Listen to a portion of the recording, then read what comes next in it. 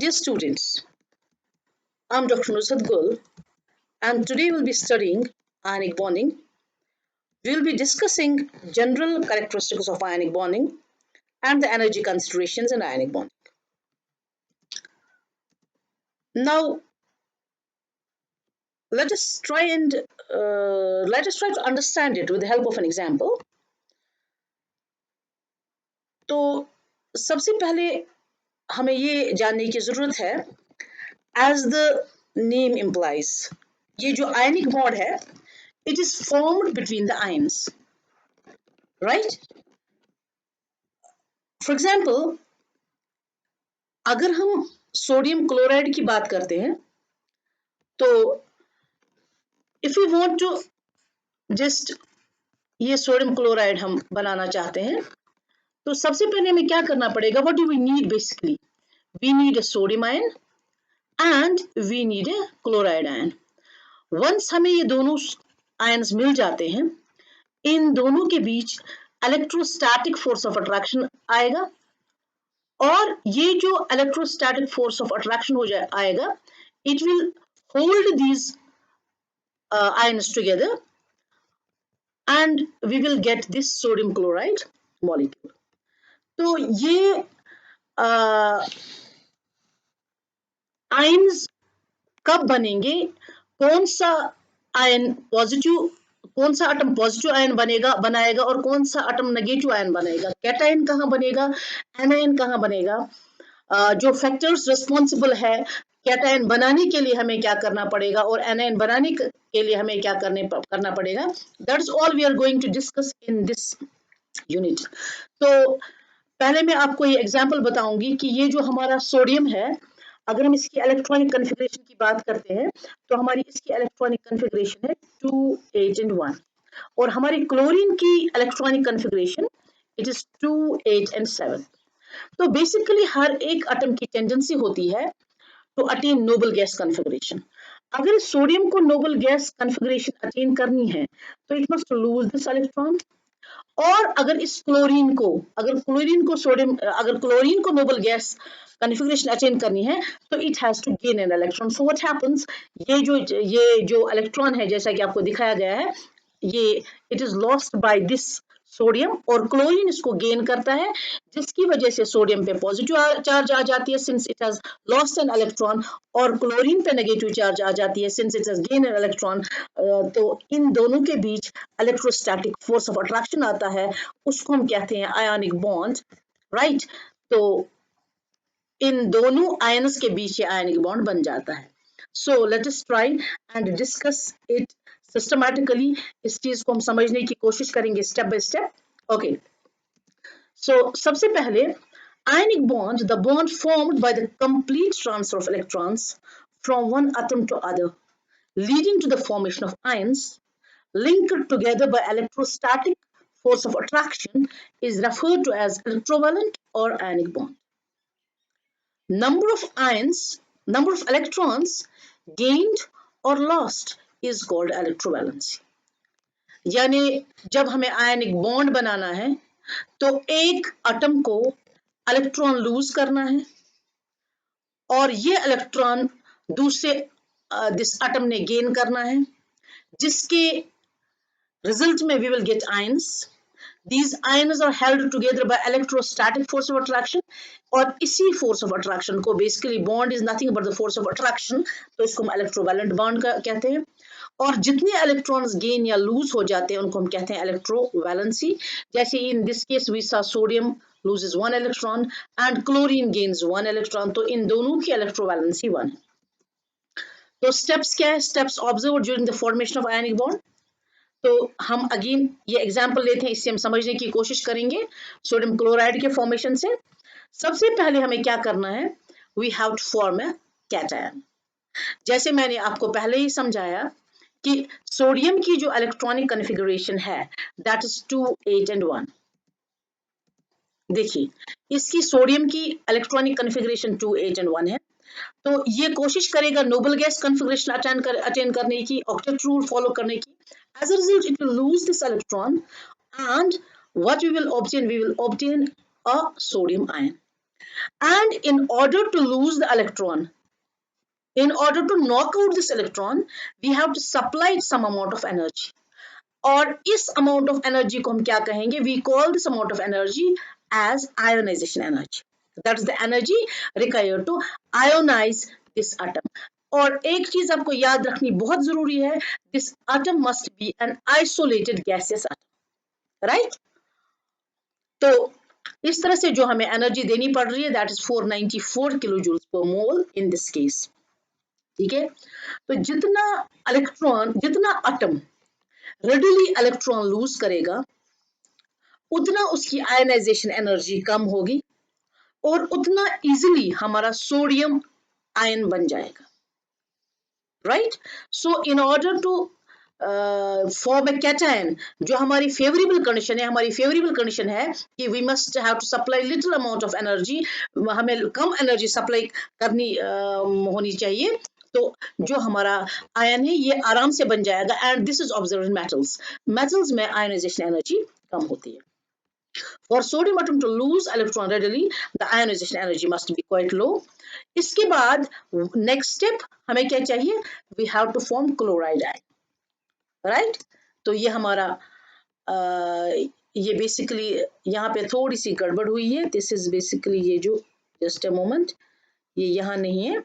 This is a neutral atom. ये हमारा neutral atom है. Isolated gaseous atom जो क्लोरीन है, और जब ये इलेक्ट्रॉन गेन करेगा तो इस पे नेगेटिव चार्ज आ जाएगी. ठीक है, और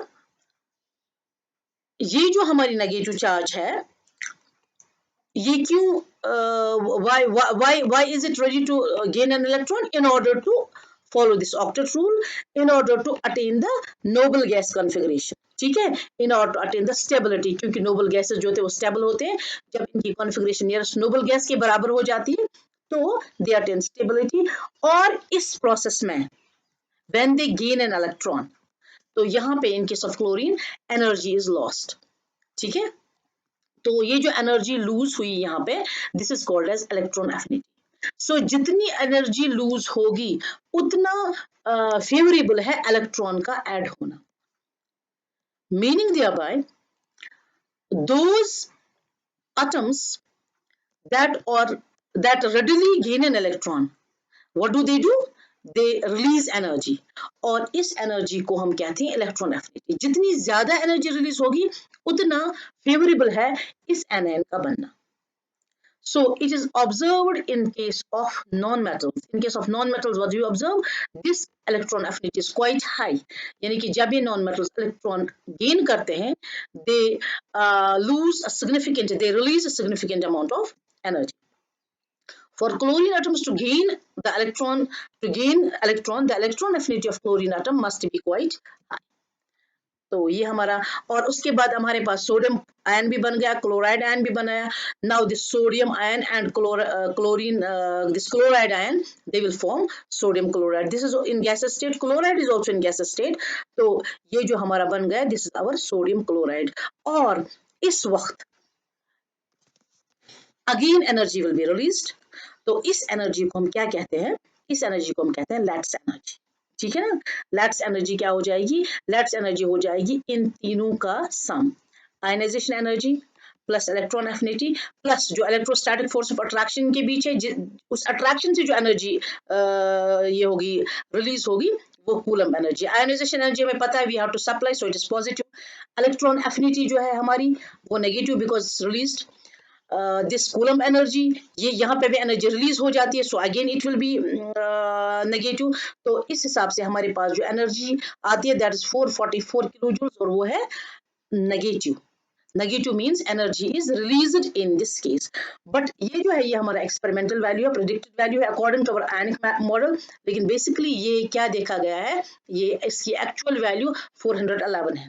और ये डिस्क्रिपेंसीज क्यों होती है? डिस्क्रिपेंसीज इसलिए होती है क्योंकि जब हम बात करते हैं, हम वी टॉक एज इफ कि हमारे पास क्या है, सिर्फ एक सोडियम आयन है और एक क्या है, एक क्लोराइड आयन है. No, this is not the case. There will be so many sodium ions, और भी हमारे पास बहुत सारे सोडियम आयंस भी और भी क्लोराइड आयंस है, so there will be repulsive forces as well. तो इन रिपल्सिव फोर्सेस को कंसिडर जब हम करते हैं तो हमारा जो ये वैल्यू जो है हमारी दिस वैल्यू, ये वैल्यू हमारी कम हो जाती है, ठीक है। सो इंस्टेड ऑफ -444 ये हमारी 411 हो जाती है। और दूसरी इंपॉर्टेंट बात, हम यहाँ पे इनको एज पॉइंट चार्जेस, सोडियम को और क्लोराइड को एज पॉइंट चार्जेस कंसिडर करते हैं, जबकि हमें पता है हमें क्वांटम मैकेनिक्स के हिसाब से हम उनको एकदम पॉइंट चार्जेस कंसिडर नहीं कर सकते हैं, we can't consider them as point charges. हमें क्या करना पड़ेगा, हमें इलेक्ट्रॉन क्लाउड की बात करनी पड़ेगी, प्रोबेबिलिटीज की बात करनी पड़ेगी। So because of this reason जो हमारा वैल्यू है, actual value, it varies from the predicted value, जो हम आयनिक मॉडल के हिसाब से वैल्यू प्रेडिक्ट करते हैं। तो the sodium and chloride, these ions, again यहाँ पे क्लोराइड के ऊपर नेगेटिव चार्ज है, so this sodium and chloride ions, ये दोनों क्या है, these are held together by electrostatic force of attraction, that's, और इसी electrostatic force of attraction को we refer to it as the ionic bond. Now Lattice energy. Lattice energy may be defined as the amount of energy released when the requisite number of ions in the gaseous phase come together to form 1 mole of an ionic compound in the solid state. तो यहाँ पे मैं थोड़ा सा ये justify qualify करना चाहूंगी, ये रिक्विजिट अमाउंट, ये रिक्विजिट नंबर का क्या मतलब है। इस रिक्विजिट नंबर का मतलब है जैसे हमारे पास सोडियम क्लोराइड के केस में क्या था, we had got 1 sodium ion और 1 क्लोराइड आयन, तो इनको मिलना था और फिर we would get sodium chloride, 1 mole of sodium ions and 1 mole of chloride ions. But there are some compounds, there are so many compounds rather, जैसे हमारे पास calcium chloride है, ठीक है। इन दिस केस क्या होना है, हमारे पास एक कैल्शियम के साथ 2 क्लोराइड आयंस है, ठीक है ना, यानी कि जहां हमें 1 मोल ऑफ कैल्शियम की जरूरत है वहां पे हमें 2 मोल क्लोराइड आयंस की जरूरत है। दैट इज व्हाई वी से रिक्विजिट नंबर ऑफ, हम क्या कहते हैं, हम कहते हैं कि रिक्विजिट नंबर ऑफ आयंस, तो इसलिए हम कहते हैं requisite number of ions. Okay, चलिए जी। Now the force of attraction between oppositely charged particles is directly proportional to the product of the charges on the two objects, that's q1 and q2, and inversely proportional to the square of the distance between the objects. इसका मतलब क्या हो गया कि is the strength of the bond between the ions of opposite charge in an ionic compound therefore depends upon the charge on the ions and the distance between the centers of the ions when they pack to form a crystal. यानी कि जो हमारा ये force of attraction है ये किसके बराबर है, हमारे पास सोडियम आयन है, क्लोराइड आयन है, तो ये जो हमारा फोर्स ऑफ अट्रैक्शन है it is basically 1/4 pi epsilon 0 q1 q2 by r square, यानी कि इसको हम ये कह सकते हैं इंस्टेड ऑफ इसको इक्वल टू कहने के हम कहते हैं डायरेक्टली प्रोपोर्शनल टू कह सकते हैं, क्योंकि इसके सामने एक कांस्टेंट है 1/4 पाई एप्सिलॉन 0। तो ये जो फोर्स है ये डिपेंड करेगा ऑन वन चार्ज, जैसे in this case sodium ion का चार्ज, यहाँ पे क्लोराइड आयन का चार्ज, और इन दोनों आयन्स के बीच लेट अस से कि ये हमारे पास ए पॉजिटिव है और ये हमारे पास बी नेगेटिव है, एक तो इन दोनों के चार्जेस पे कितनी चार्ज है, और ये ऑल्सो डिपेंड करेगा कि ये इन दोनों के बीच डिस्टेंस कितना है, ठीक है। तो ये डिपेंड करेगा इन दोनों के बीच डिस्टेंस कितना है, एंड इट इज इनवर्सली, जितना डिस्टेंस बढ़ता जाएगा इतना ये फोर्स ऑफ अट्रैक्शन जो हमारा है ये कम होता जाएगा। So an estimate of the strength of the bonds in an ionic compound can be obtained by measuring the lattice energy of the compound, यानी कि जितनी lattice energy ज्यादा होगी उतना हम ये कहेंगे कि bond strong है, ठीक है। जितना the greater the amount of energy released, greater is the क्या कहेंगे strength of the ionic bond. So lattice energy और ये जो हमारी bond की strength है ये directly proportional है and it is also related to the stability. अब ionization, as I have already discussed, is the amount of energy required to remove the loosely bound outermost electron from an isolated gaseous atom, resulting in the formation of the gaseous cation. तो ionization energy हमारी जो है, जैसे हमने बात की थी in case of sodium, तो सोडियम का जो अगर हमारा ये हमारा न्यूक्लियस है, ठीक है, ये 2 इलेक्ट्रॉन्स, ये हमारे पास 1 2 3 4 5 6 7 और 8, और आउटर मोस्ट शेल में इसमें 1 इलेक्ट्रॉन। तो जब हम आयनाइजेशन एनर्जी की बात करेंगे तो जो हम एनर्जी सप्लाई करेंगे वो हम ये इलेक्ट्रॉन को रिमूव करने के लिए करेंगे, आउटर मोस्ट इलेक्ट्रॉन, प्रिसाइजली इसको हम फर्स्ट आयनाइजेशन एनर्जी भी कहते हैं। तो it is not our will कि हम कौन से इलेक्ट्रॉन को रिमूव करेंगे, whether we want to remove this outer or no, we have to specifically we have to remove this outer electron, right. तो यही कहा गया है कि जो हमारा it is amount of energy required to remove the loosely bound या outermost electron जो है, इसी को रिमूव करने के लिए जो हमें एनर्जी देनी होती है, that we call as this ionization energy. Ionization energy चूंकि हमें हमेशा सप्लाई करनी पड़ती है, it is added to the system, so it is always positive. तो metals readily lose electrons, they have low ionization energy, इसलिए मेटल्स रेडिली कैटायंस फॉर्म करते हैं और मेटल्स जो है ये आयनिक बॉन्ड में पार्टिसिपेट करते हैं। अब हमारे पास इलेक्ट्रॉन एफिनिटी। इलेक्ट्रॉन एफिनिटी अगर हम इसको ऐसे भी इसके मतलब लिटरल मीनिंग से भी जाएं तो एफिनिटी हो गया कि कोई भी जो हमारा आइसोलेटेड गैसेस एटम है, लेट अस से एनी एटम एक्स, ठीक है, ये इलेक्ट्रॉन अगर इसमें ऐड हो जाएगा, जितना जितनी इसकी एफिनिटी होगी, जितना ये रेडिली एक्सेप्ट करेगा इस इलेक्ट्रॉन को, उतना इसमें क्या हो जाएगा, एनर्जी रिलीज हो जाएगी, ठीक है, इसमें इतनी एनर्जी रिलीज हो जाएगी। जितनी सीधी सी बात है, जितनी इलेक्ट्रॉन एफिनिटी ज्यादा होगी, जितनी इस आइसोलेटेड गैसेस एटम की एफिनिटी ज्यादा होगी इस इलेक्ट्रॉन के लिए, उतनी एनर्जी ज्यादा रिलीज हो जाएगी और उतना रेडिली व्हाट विल हैपन, हमारा कैट आयन, हमारा एनआयन बन जाएगा, ठीक है। सो कैटायन बनाने के लिए हमारी जो ionization energy that should be very low, और एनआयन बनाने के लिए हमारी जो electron affinity it should be quite high, right. तो ये इलेक्ट्रॉन एफिनिटी, और ये हम किस में देखते हैं, हमारी इलेक्ट्रॉन एफिनिटी कहाँ पे बहुत हाई होती है, कहाँ पे हमें मिलता है, why do we get a lot of energy, कहाँ पे एनर्जी बहुत रिलीज होती है, it is found in case of non metals, that is why metals and non metals के बीच अक्सर बेशतर जो हम देखते हैं कि एक ये जो है आयनिक बॉन्ड बन जाता है। The amount of energy released when an electron is added to an isolated gaseous atom to form an anion is known as electron affinity, ठीक है। तो इट मे बी पॉजिटिव और नेगेटिव, ठीक है। तो in certain cases where the electron is where the atom is reluctant to add up an electron, तो उस वक्त हमें एनर्जी ऐड करनी पड़ती है, और जब ये रेडिली एग्रीएबल है इसके लिए इस इलेक्ट्रॉन को ऐड होना, तब हमारी एनर्जी जो है रिलीज हो जाती है। The value of electron affinity is quite high in case of non metals, highest in case of chlorine. ये इलेक्ट्रॉन एफिनिटी और आयनाइजेशन एनर्जी को के लिए मैंने ऑलरेडी लेक्चर्स अपलोड किए हुए हैं, तो इन आपके पहले पोर्शन में जो आपने पढ़ा हुआ है, आपके इसी यूनिट के पहले पोर्शन में, तो उसमें आप आयनाइजेशन एनर्जी और इलेक्ट्रॉन एफिनिटी को डिटेल में वो लेक्चर देख सकते हैं और आपके कॉन्सेप्ट्स में क्लियर हो सकते हैं। So metals are reluctant to gain electrons, thus their electron affinity is quite low. So तो हमारा आयनाइजेशन आयनिक बॉन्ड कब बनेगा, तब बनेगा जब हमारी आयोनाइजेशन एनर्जी लो होगी, कैटायन रेडिली फॉर्म करेगा, वो तब फॉर्म करेगा जब आयोनाइजेशन एनर्जी कम होगी, इलेक्ट्रॉन एनायन रेडिली फॉर्म होगा, वो तब होगा जब इलेक्ट्रॉन एफिनिटी हाई होगी और हमारी लैट्स एनर्जी हाई होगी, ठीक है।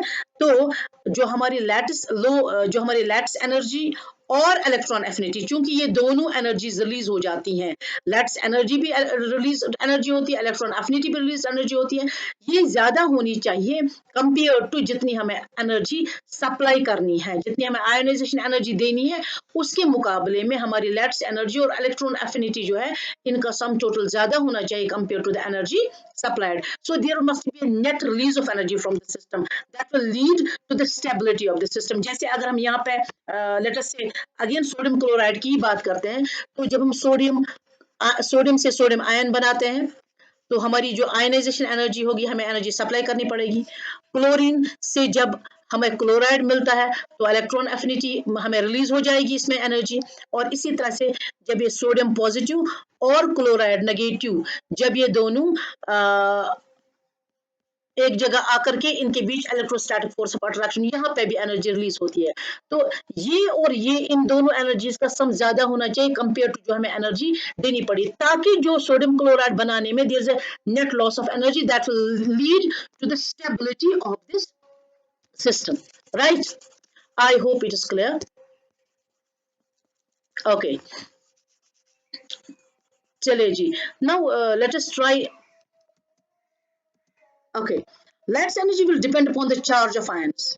ये हमने इससे पहले भी देखा कि हमारा जो लेट्स एनर्जी है इसमें electrostatic force, force of attraction होता है, जो हमें कहाँ से मिलता है, जो हमें मिलता है कूलम्ब्स लॉ से, और वो हमें पता है F is equal to 1/4 pi epsilon 0 Q1 Q2 by R square. तो जो हमारा फोर्स है ये डायरेक्टली प्रोपोर्शनल टू चार्जेस है, it is directly proportional to the product of the charges.